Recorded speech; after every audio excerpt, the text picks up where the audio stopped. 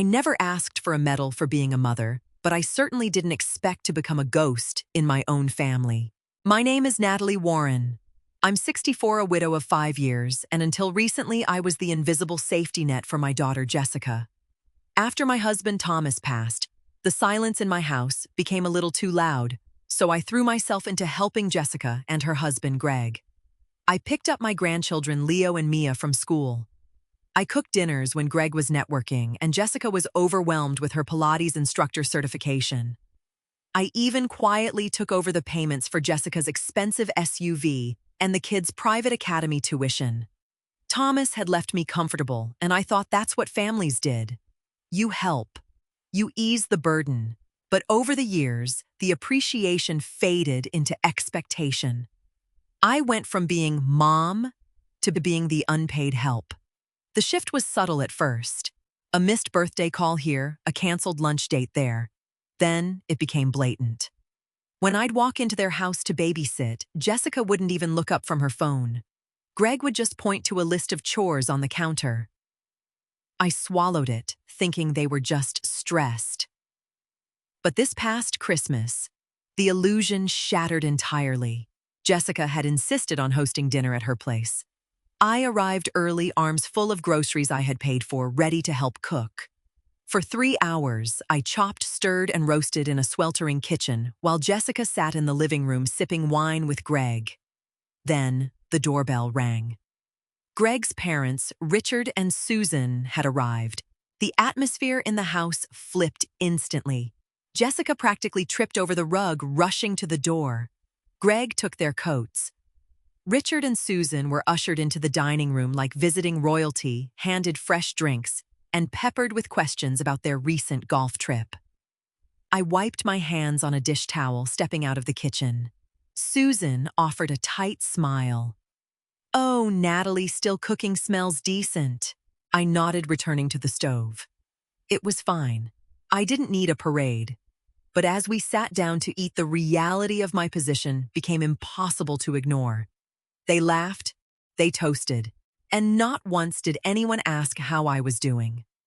I was just the woman who refilled the gravy boat. The real wake-up call, however, was waiting under the tree. After dessert, we moved to the living room for gifts.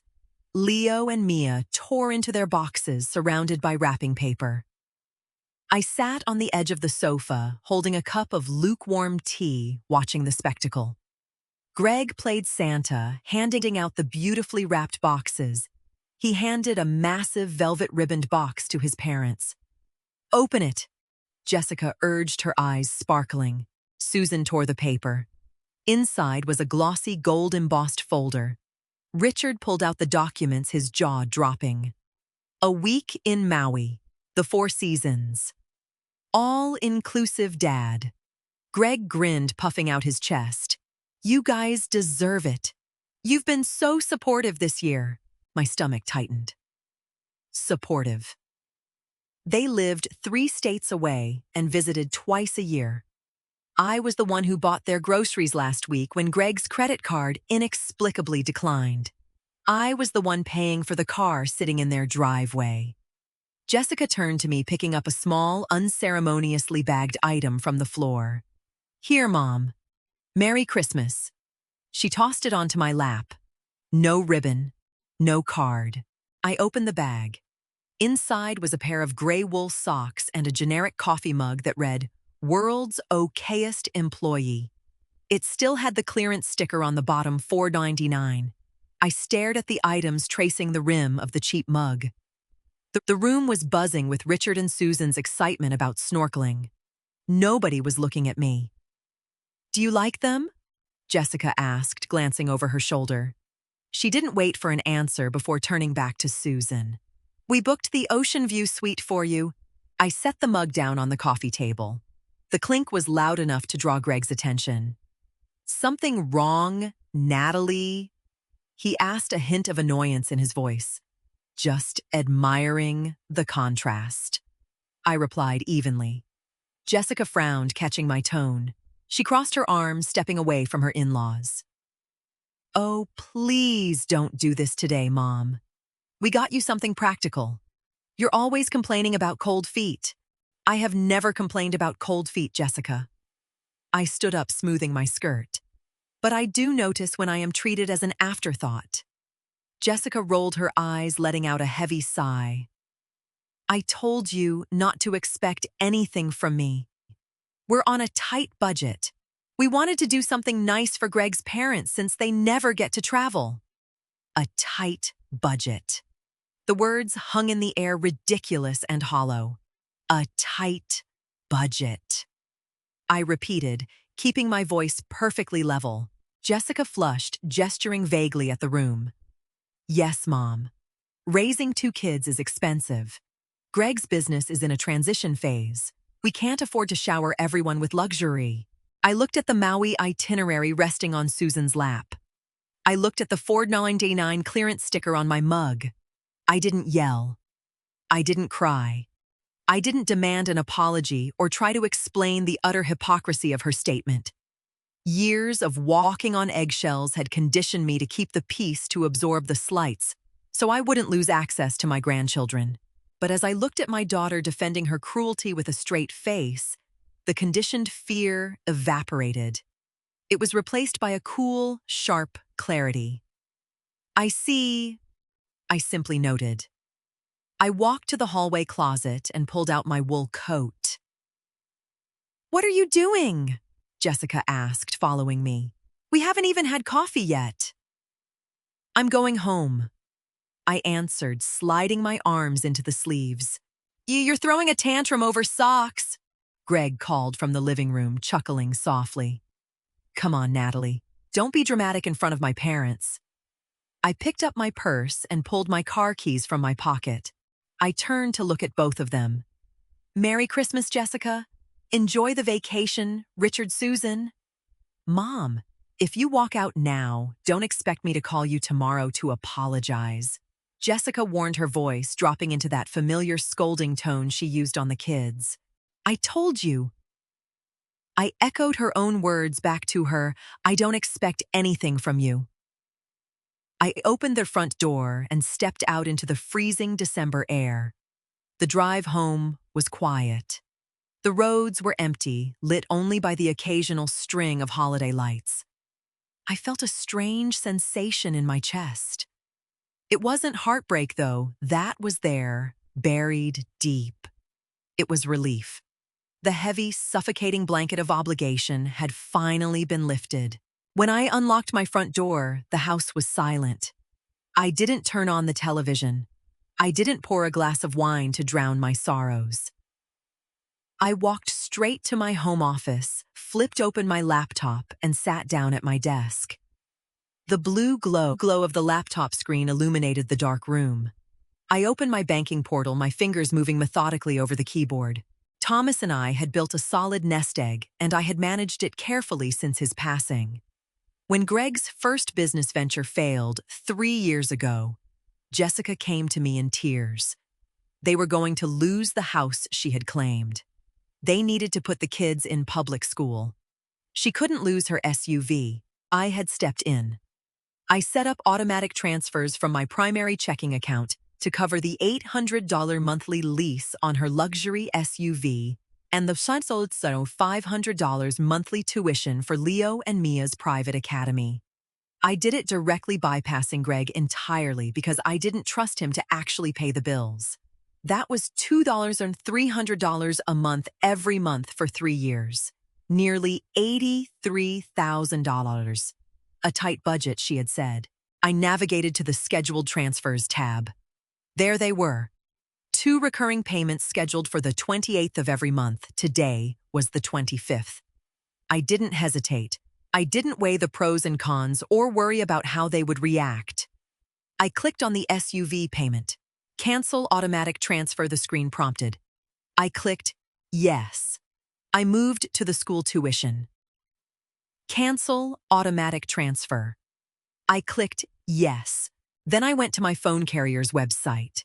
Jessica and Greg were still on my unlimited family data plan, a small but annoying expense I had covered for years because it was easier. I selected their 2 lines and clicked suspend service.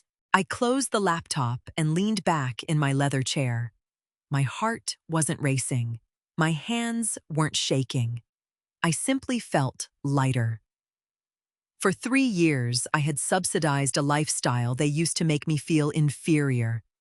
They had bought a luxury vacation for the in-laws using the financial breathing room I provided. I stood up, walked to the kitchen, and finally made that cup of coffee I missed at their house. The quiet in my home didn't feel lonely anymore. It felt like freedom. The day after Christmas was usually a chaotic one. Historically, Jessica would drop the kids off at my house around 10 a.m., so she and Greg could go to the post-holiday sales and return gifts they didn't like. I woke up at 8 a.m., made a proper breakfast, and sat by the window watching the snow fall. At 9:15 a.m., my home phone rang. I had suspended their cell service, so I knew they would have to find Wi-Fi or use a landline to reach me. I glanced at the caller ID. It was Jessica's home number. I let it ring. It went to voicemail. 10 minutes later, it rang again. I ignored it again.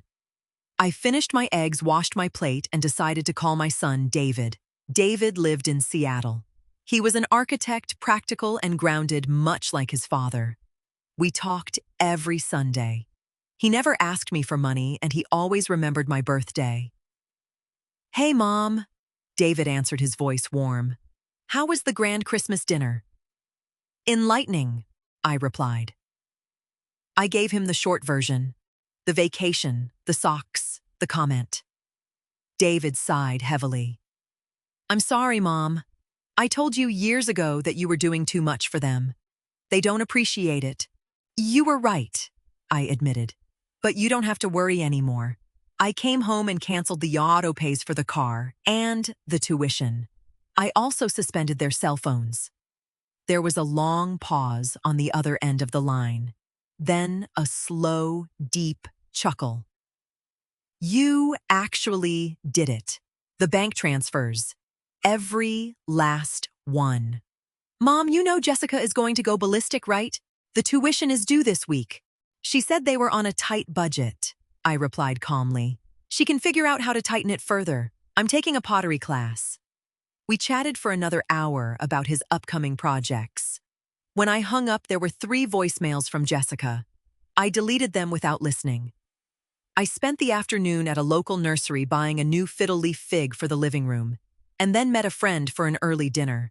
I was entirely unreachable, and for the first time in years, my time belonged strictly to me. Monday morning was going to be very interesting. Monday arrived with a sharp frost and a rapidly blinking light on my answering machine. I poured my coffee, tapped the playback button, and listened to the chaos unfold. Beep. "Mom, it's Jessica. My cell phone says no service. Greg's too. Did you forget to pay the bill? Call me on the house phone." Beep. "Mom, seriously, where are you?" "The dealership just emailed Greg, saying the auto draft for the SUV bounced. Did your card expire? Call me back immediately. This is embarrassing." Beep. "Natalie, it's Greg. Jessica is stressing out. The school just sent a notice about the tuition payment failing. You need to fix this with your bank today before they hit us with a late fee. Call us." I took a sip of my coffee. The sheer entitlement in Greg's voice was almost impressive. Not a single question about whether I was okay or if I had financial troubles of my own. Just demands to fix their problems. I picked up the receiver and dialed their home number. Jessica answered on the first ring. "Finally!" she snapped. "Mom, what is going on with your bank? You need to call them. My car payment failed, and the school is threatening to hold the kids' enrollment." "There is nothing wrong with my bank, Jessica," I said, keeping my tone perfectly conversational. "I canceled the transfers." Silence stretched over the line. "You... what?" "I canceled the transfers. The car and the tuition. I also suspended your lines on my phone plan." "Are you insane?" Jessica's voice skyrocketed an octave. "You can't just do that. The payments are due. They are your payments, Jessica. It is your car, and they are your children. This is about the socks, isn't it? She scoffed, sounding entirely incredulous. You are literally jeopardizing your grandchildren's education over a cheap Christmas gift. It's not about the socks, I corrected her. It's about your tight budget. I realized that if you have the funds to send Greg's parents to a luxury resort in Maui, you certainly don't need a widow on a fixed income paying your car lease. You're financially independent now. Congratulations. Mom, you know that vacation went on a credit card, she yelled. Then put the tuition on a credit card, I replied. I have plans today. Goodbye, Jessica. I hung up the phone and unplugged it from the wall. I spent Tuesday morning reorganizing my pantry, a task I hadn't had time for in months. Just before noon, I heard the familiar heavy crunch of tires on my gravel driveway. I peered through the blinds. It was Jessica's SUV. She slammed the door, marched around to the back, and pulled Leo and Mia out. She was marching them straight to my front door. I unlocked the deadbolt before she could knock. Mom! Jessica breathed heavily, pushing past me into the hallway, the kids trailing behind her. I have a meeting in 20 minutes and Greg is at a site visit. You have to watch them. They have a half day today. Leo and Mia, bless them, looked up at me happily. Hi, Grandma. Hi, sweethearts. I smiled, patting Leo's shoulder. I looked up at Jessica, who was already turning back toward the door.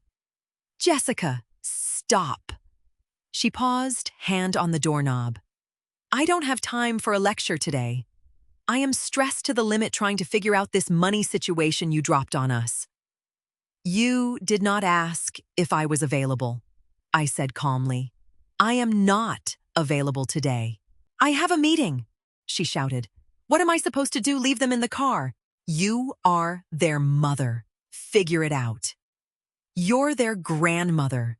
You're punishing the kids because you're mad at me.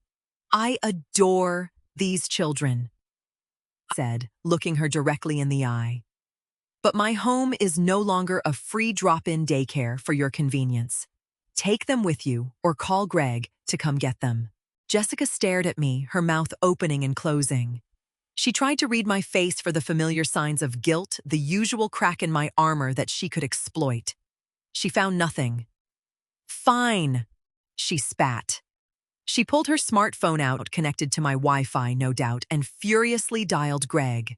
Greg, you have to come get the kids, now, because my mother has lost her mind and refuses to help.